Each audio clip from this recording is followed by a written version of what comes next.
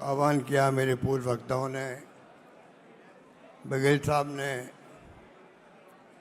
जो आपको आह्वान किया उसका अलग महत्व है।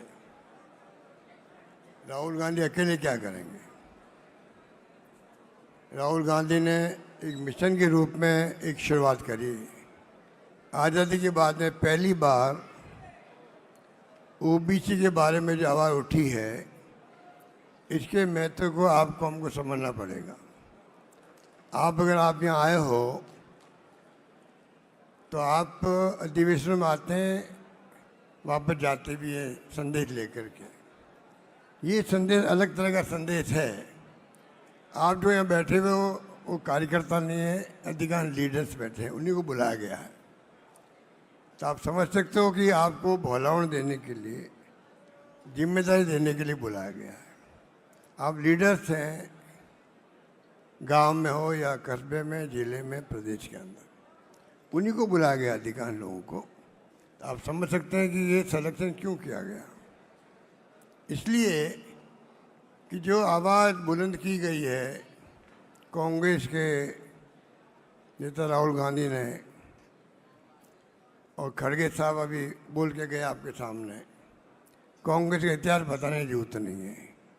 आप हम सबको गर्व है कि इस कांग्रेस का इतिहास त्याग का, कुर्बानी का, बलिदान कर रहा है, और किस प्रकार से आज़ाद करवाया मुल्क को। आज़ाद के बाद में संविधान निर्माण हुआ अम्बेडकर के द्वारा।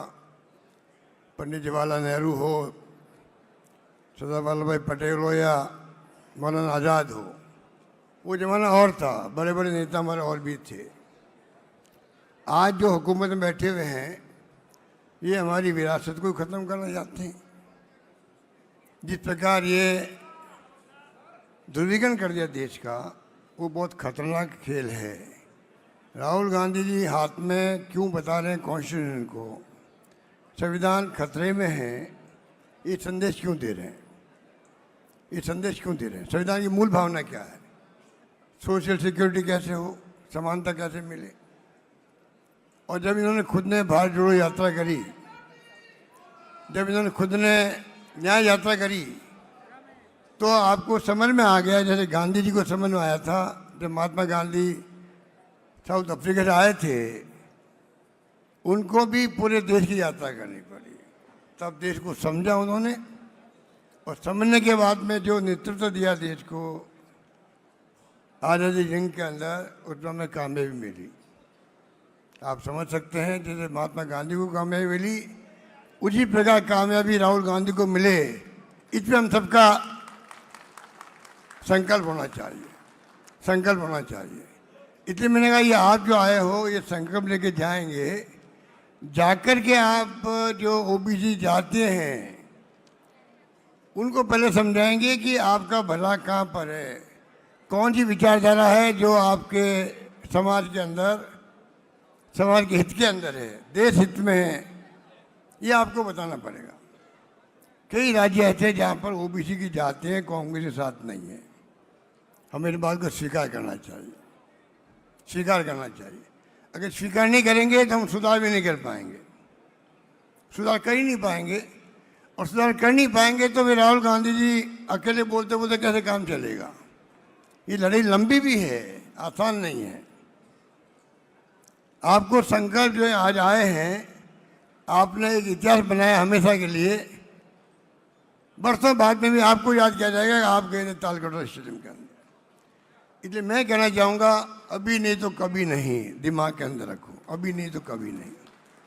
अभी इस लड़ाई को आपने नहीं जीता, और लड़ाई जीतने के लिए दिल जीतना पड़ेगा आपको, समाज का भी, जाति का भी,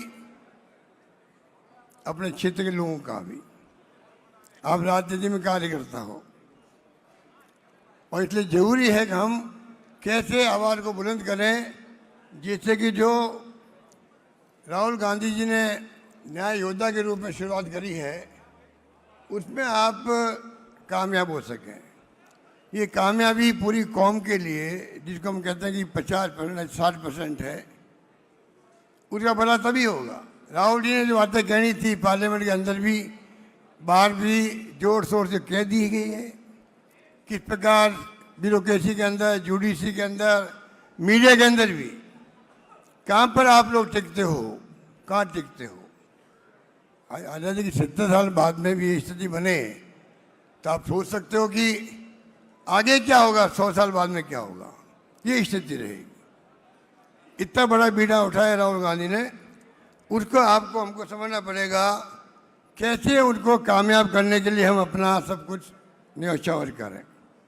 महात्मा गांधी ने सर्वोदय की बात करी थी। ये सर्वोदय की बात राहुल गांधी जी आगे बढ़ा रहे हैं। सर्वोदय, सबका उदय हो। अभी उदय किसका हुआ है कहने की जरूरत नहीं है। गरीबी अमीरी की भी खाई बढ़ती जा रही है। हम कहाँ टिकते हैं? ओबीसी के लोग, एससी के लोग, एसटी के लोग, माइनॉरिटी के लोग भी।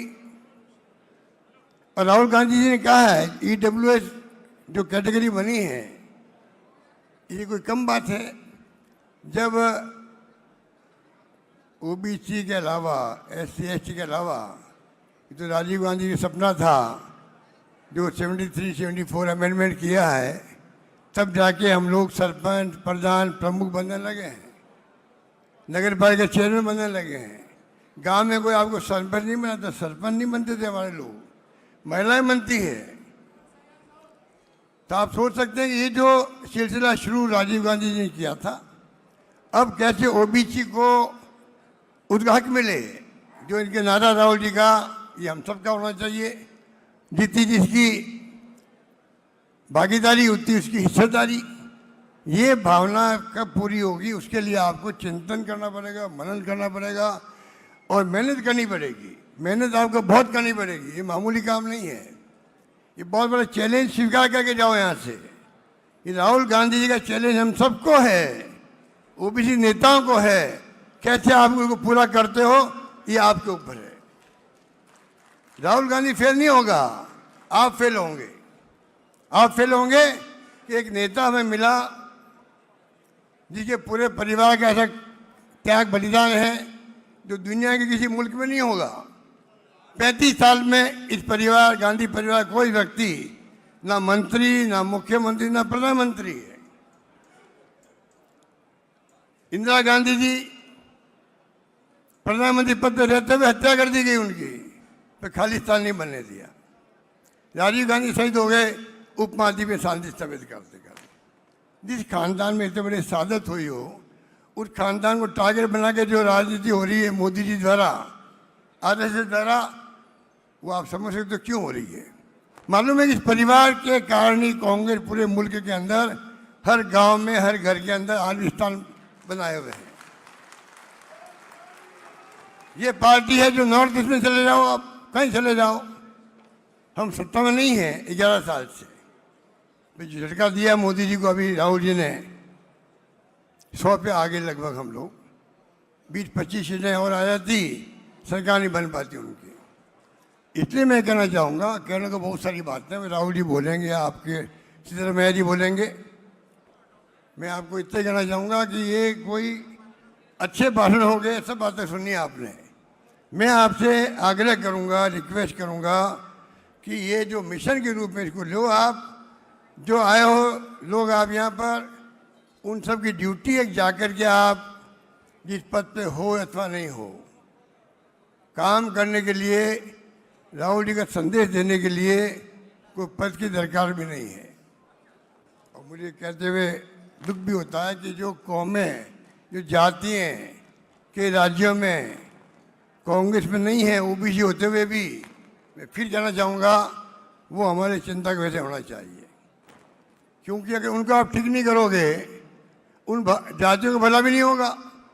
जो राहुल जी ने जो मामला उठाया है ओबीसी के लोगों का, अगर जाति रास्ते पे नहीं आएगी और ध्रुवीकरण धर्म की राजनीति होगी देश के अंदर, जातिवाद को भड़का के गुमराह करेंगे उनको, तो कैसे आपकी जाति का, ओबीसी का भला होगा। इसलिए जिम्मेदारी खाली राहुल जी की नहीं है, हम सबकी है। किस प्रकार से हम लोग मिलकर के यहाँ से जाएं, तो संकल्प लेके जाएं कि आने वाले वक्त में जो बातें कही गई है, सिद्धरमैया जी ने पहले सर्वे करवाया, बाद में तेलंगाना का सर्वे हुआ, कांग्रेस ने तय किया तेलंगाना पैटर्न पे सर्वे होना चाहिए, खाली फॉर्मेलिटी नहीं होनी चाहिए। लोग आशंका कर रहे हैं राहुल जी के दबाव से मोदी सरकार ने निर्णय कर लिया हम जाति की जनगणना कराएंगे, मुंह की खानी पड़ी उनको। अब लोग शंका कर रहे हैं कि बिहार चुनाव के बाद में कहीं कोई कोर्ट में अटका नहीं देइए, कोई बहाना नहीं कर दे। जब गवर्नमेंट की क्रेडिबिलिटी नहीं होती है, विश्वास नहीं होता है, ऐसी शंकाएं होती है। बाकी आप देख रहे हो क्या हो रहा है वोटों के अंदर, क्या हो रहा है आप जानते हो। जो कुछ भी हो रहा है आपके सामने। राहुल जी हर मुद्दा उठा रहे हैं, किस तरह वोटर लिस्टों को छेड़छाड़ की जा रही है, महाराष्ट्र में क्या हुआ, इसलिए मुझे ये बातें कहने की आवश्यकता नहीं। मैं आपको अंत में फिर कहना चाहूँगा, आप जो भी आए हो, आप लोग नेता के रूप में आए हो, कृपा करके एक संकल्प लेके जाएं।